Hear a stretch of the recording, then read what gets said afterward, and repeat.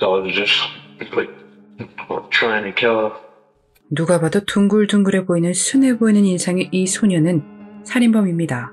크레이그 챈들러 프라이스는 1974년 10월 11일에 태어났습니다. 크레이그는 로드아일랜드에서 가족과 함께 자랐죠. 아버지 존은 마트 관리직으로 일했고 엄마 셜리는 사무직으로 근무했습니다. 이 당시 인종적 문제가 있었음에도 부모님은 정말 열심히 일했습니다. 가족을 위해서 말입니다. 크레이그는 보통의 아이들처럼 평범하게 자랐습니다. 이렇다 할 주변 환경의 문제는 없었죠. 형제와 사이가 나쁘다던가 부모님이 나쁘다던가 이런 흔적은 발견하지 못했습니다. 그냥 보통의 평범한 아이였습니다. 착하고 말 잘 듣고 쾌활하고 밝고 남을 도울 줄 아는 소년이었는데 그런 그가 갑자기 변하기 시작합니다. 9살이 시작되며 크레이그는 좀 뭔가 달라졌습니다. 죽음과 살인 이런 쪽에 어두운 생각에 사로잡혔죠. 그러며 동네에서 여러 가지 문제를 일으키기 시작했습니다. 13살이 되면서 그의 폭력적인 성향은 폭발합니다.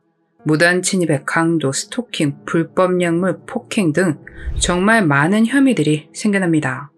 이 시기 크레이그는 쑥쑥 자라났는데 또래보다 훨씬 커다란 덩치였죠. 크레이그는 그 지역의 갱단에 들어갔고 불법 약물에 손을 대기 시작합니다. 피우는 것도 하고 약도 하고 말이죠. 이런 것들은 제정신을 유지하지 못하게 합니다. 또한 한 여성을 스토킹하거나 창문을 통해 지켜보거나 다른 사람 집에 들어가 도둑질을 하기도 했습니다. 크레이그의 집에서 멀리 떨어지지 않은 집에 사는 레베카 스펜서는 두 아이들과 살고 있었습니다. 레베카는 집 계약 기간이 곧 끝나기 때문에 한참 이사를 할 준비 중이었습니다. 아무래도 아이들이 어리다 보니까 이삿짐 싸기가 힘들었고 전 남편에게 부탁해 아이들을 맡기고 본격적으로 이삿짐을 쌀 생각이었죠. 1987년 7월 27일 아침 남편이 아이들을 데리러 왔고 레베카는 친구와 함께 본격적으로 짐을 싸기 시작했습니다. 쉬지 않고 짐을 쌌죠. 그 뒤 6시쯤에 친구와 남동생과 함께 저녁 준비를 하고 식사를 한 뒤 남동생은 오후 8시 30분 출근을 하기 위해 집을 나섰습니다. 레베카의 친구의 남자친구가 짐 싸는 걸 돕기 위해 합류했고 거의 끝났을 무렵 아이스크림과 몇 가지 구매를 하기 위해 세 사람은 집을 나섰습니다. 그리고 11시쯤 돌아왔고 친구들은 자정에나 집을 떠납니다. 이삿짐도 다 쌌겠다, 좀 쉬어볼까 하는 생각에 잠옷을 입고 거실 바닥에 누워 TV를 켰고 무리한 탓인지 금방 잠이 들었습니다. 그리고 얼마 뒤 크레이그가 레베카의 집으로 들어왔습니다. 크레이그는 바닥에 누워 잠들어 있는 레베카를 발견했고 프라이팬에 무기로 들기 위해 부엌으로 향했습니다. 하지만 프라이팬보다 그의 눈에 띈 것은 칼. 그는 그것을 집어들고 거실로 향했고 가만히 서서 레베카를 지켜보다 어디고 가릴 것 없이 흉기로 휘둘렀습니다. 나중에 확인 결과 총 58개의 자상이 확인됩니다. 그 뒤 크레이그는 다시 조용히 집을 나섰고 본인의 집으로 돌아갑니다. 레베카는 남동생이 집에 들어왔을 때 발견되어 911에 신고가 들어갔습니다. 그녀는 이미 숨져 있었고 경찰은 집을 수색하며 남아있을지 모르는 증거를 찾으려 했지만 어떤 것도 발견하지 못합니다. 레베카의 살인 후 크레이그는 잠잠하게 지냈습니다. 무려 2년 동안 말입니다. 그 사이 크레이그는 고1이 됩니다. 살인과는 거리를 두고 자신의 일상을 살아가는 것 같던 크레이그에게 다시 충동이 찾아왔고 목표를 찾습니다. 조안 히트는 군인 하사와 결혼하고 2명의 자녀와 함께 살았습니다. 하지만 남편이 극단적인 선택을 해 세상을 떠나며 그 슬픔을 벗어나기 위해 이사를 결정했고 크레이그가 사는 버튼우드로 옮기게 됩니다. 1989년 9월 1일 불법 약물과 불법 담배를 핀 크레이그는 조안의 집 앞에 섰습니다. 한참 동안 밖에 서 있던 그는 집 안으로 들어가 부엌으로 향합니다. 그가 발견한 것은 조안이 바로 이날 구입했던 부엌칼 세트였습니다. 크레이그가 집에 침입하려 했을 때 어떠한 소음이 생겼는데 조안이 그게 뭔지 확인하기 위해 1층으로 향했다가 크레이그를 마주했고 비명을 지르기 시작했습니다. 크레이그는 소리를 듣고 누군가 올까 겁나 조안에게 달려들었고 교사를 시도합니다. 그러다 조안이 쓰러지자 크레이그는 칼을 들었습니다. 나중에 확인 결과 총 57개의 자상이 확인됐습니다. 이웃 사람들은 그녀의 비명을 듣지 못했지만 그녀의 자녀들은 아니었죠. 제니퍼와 동생 멜리사. 제니퍼는 소리를 확인하기 위해 아래층으로 뛰어내려갔고 크레이그의 눈에 띄게 됩니다. 크레이그는 도망치지 못한다는 것을 깨닫고 제니퍼를 공격합니다. 제니퍼는 멜리사에게 경찰에 신고하라 소리쳤습니다.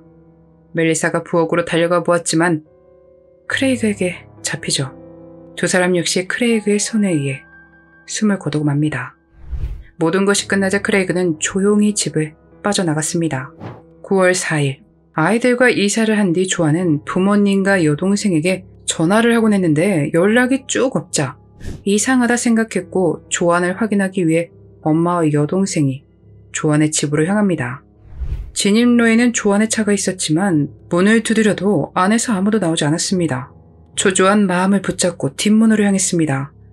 그리고 열린 뒷문을 통해 들어갔는데 온통 혈흔투성이었습니다. 거실에서 조안과 제니퍼, 부엌에서 멜리사의 시신을 발견한 두 사람은 911에 신고한 뒤 서둘러 집 밖으로 나갔습니다. 경찰은 초반에 레베카의 살인사건에서 레베카가 이 동네에 오래 살지 않았기에 아는 사람의 손에 의해 살해당했다고 생각했었지만 이번 조안의 사건이 터지면서 연쇄살인이구나 라고 깨닫게 됩니다. 레베카도 조안도 혼자 아이들을 키우고 있었고 많은 수의 자상, 상처의 패턴들이 동일했습니다. 무기는 그 집 부엌에서 나온 것으로 조사됐습니다. 끔찍한 범행 현장에 비해 너무나 증거가 없었습니다. 경찰은 두 사람에게 도움을 구하기로 합니다. 혈액 분석의 세계 최고의 법의학자 헨리 박사는 현장에 남겨진 핏자국에 찍힌 발자국을 발견합니다. 남성용 사이즈로 13, 신발이 아닌 양말 발. 집에는 그 사이즈를 신는 사람이 없었기에 범인의 것으로 확인합니다. FBI 프로파일러 그렉 맥커리는 용의자가 살인을 저지르는 동안 순수한 분노를 보였다고 밝혔습니다. 또한 스스로에게 상처를 냈을 확률이 높으며 결과적으로 팔이나 손에 붕대를 감고 있을 수 있다고 알렸습니다. 이 정보는 경찰들에게 전달이 되었죠. 두 명의 경찰이 지역을 순찰하다 공원에서 크레이그와 그의 친구들을 발견합니다. 크레이그는 이미 경찰에 알려진 소년이었고 청소년 행사에서도 자주 참가하는 친구였기에 그에게 지금 동네에서 일어난 사건에 대해 물어보기로 했습니다. 혹시 관여된 사람을 아는지 물어보려 했죠. 천천히 걸어서 그에게 다가가는데 크레이그가 팔에 붕대를 감고 있다는 것을 알아차립니다. 경찰은 그에게 팔은 어쩌다 그런 거냐고 물었고 크레이그는 술에 취해서 차 창문을 깼다고 망설임 없이 대답했습니다.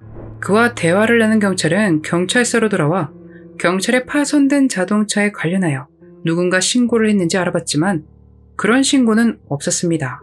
더 확실히 확인하기 위해 밖으로 나왔고 근처 지역을 돌며 파손된 차량이 있는지 확인했지만 역시나 발견하지 못합니다. 경찰은 그를 용의자로 보기 시작했고 그가 어떤 범죄 경력이 있는지 알아보기 시작했습니다. 스토킹과 무단 침입이 있었죠.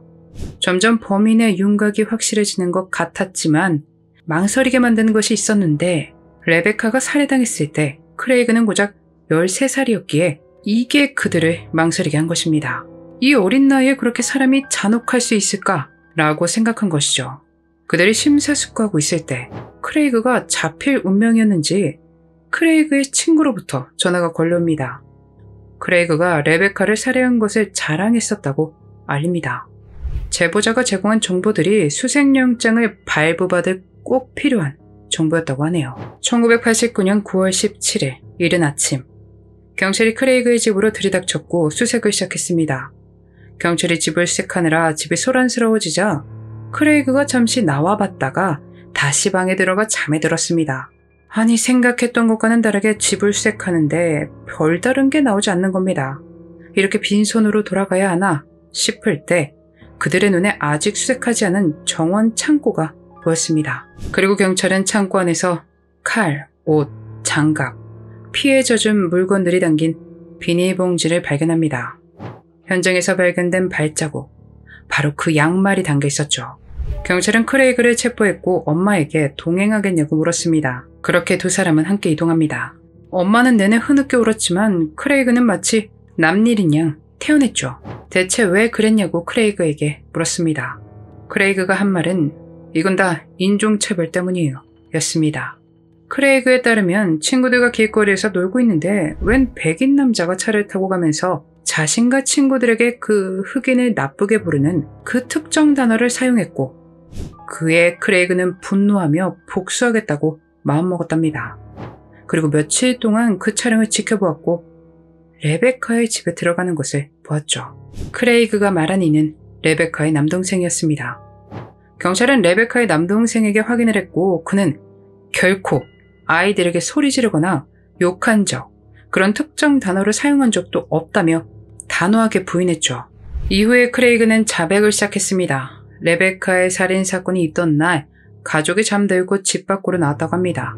레베카의 마당에 서서 차량이 없는 것을 보고 다시 집에 돌아와 불법 약물과 불법 담배를 피우고 취한 뒤 일어나 차량이 돌아왔는지 확인하기 위해 레베카의 집으로 다시 돌아갔습니다. 만약에 차가 없다면 물건이라도 훔치기로 마음을 먹고 집에 갔는데 TV가 틀어져 있고 여자가 담요를 덮고 바닥에 누워있는 것을 본 뒤 그 여자가 자고 있을 때 살해해야겠다고 마음먹습니다. Get to the phone, get to the phone. She was just saying that, get to the phone. She didn't say the name. 조안의 집에서 저지른 범행 역시 자백했습니다. 크레이그는 4건의 1급 살인 혐의와 2건의 강도 혐의로 기소됩니다. 16세의 생일이 얼마 남지 않았던 크레이그는 그렇게 체포됩니다. 1989년 이 당시 21세 생일이 지나지 않은 미성년 범죄자를 투옥시키는 것은 법률에 위배가 되는 것이었기에 소년원에서 고작 5년에서 6년 정도의 형을 선고받습니다. 크레이그도 이런 부분을 알고 있었던 것 같습니다. 그것뿐만이 아니라 석방된 뒤에는 범죄 기록이 봉인되기까지 합니다. 1989년 9월 21일 크레이그는 혐의를 인정하고 시설로 이송됐고 그에게 재활에 필요한 조치를 위해 심리치료 검사를 받으라는 명령이 내려지지만 크레이그는 따르지 않았습니다. 한편 사람들은 분노했고 충격받았습니다. 나이가 어려도 충분히 성인만큼 잔혹한 범죄를 저지를 수 있다는 것에 충격을 받았고 고작 5년에서 6년의 형을 받았다는 것에 분노했죠. 이때 로드아일랜드 청소년 사법제도에 변화가 생기기 시작했고 청소년 범죄자에 대한 선고 지침을 강화하는 오닐 법안을 통과시킵니다. 하지만 크레이그에겐 해당 사항이 없었죠. 그러나 법무부 차관 제프리 파이는 범죄자를 이해하기 위해 FBI 훈련 과정에 참석했고 크레이그와 같은 유형의 범죄자가 다시 범죄를 저지르지 않도록 치료할 수 있는 실질적 방법이 없는 것을 배우고 정보를 모아 로드아일랜드로 돌아와 법원에 크레이그의 심리 테스트 및 테스트 결과, 관련된 후속 치료를 받도록 명령을 내려달라 청원합니다. 이런 법원의 명령에도 크레이그는 따르지 않았고 1994년 법원 모독죄를 제기할 수 있었습니다. 그로 인해 법정에 서게 된 크레이그는 교도관을 죽이겠다고 협박했다가 이전까지 고려해 징역 15년에 집행유예 8년을 선고받았습니다. 형량은 받았지만 영원히 감옥에 있게 할 수는 없었기에 마냥 기쁠 수는 없었지만 그 걱정을 크레이그가 덜게 합니다. 1996년 경찰관의 손가락을 물어 1년 추가, 1997년 법원 명령을 따르지 않아 25년을 선고받고 15년 집행유예 추가, 1999년에서 2001년 경찰관에게 언어, 신체적 공격을 가해 4년 추가, 2017년 동료 수감자를 공격해 25년이 추가된 것이죠. 1990년대에 어린 나이임에도 이런 끔찍한 범죄를 저지를 수 있다는 것을 깨닫고 법을 바꾸었습니다. 오늘 사건을 접하니 한국의 촉법 소년에 관련한 법에 많은 생각이 듭니다. 세월이 흐르며 더 영악해진 그들의 범죄에 맞춰 법 역시 바뀌어야 하지 않을까 하는 생각을 조심스럽게 해봅니다. 그 시절 정말 많은 인종에 대한 문제들이 많았을 테지만 크레이그를 감정했던 정신과 의사는 크레이그가 자기 판단력을 심각하게 손상시키는 사고, 기분, 방향, 인식 및 기억에 상당한 장애를 앓고 있다고 말했는데 개인적인 생각입니다만 이런 것을 보아 레베카의 남동생 이야기도 크레이그의 잘못된 기억이 아닐까 생각이 듭니다. 여러분은 오늘 영상 어떻게 보셨나요? 여러분의 소중한 의견 댓글로 남겨주세요. 그날의 미스터리 오키노TV였습니다.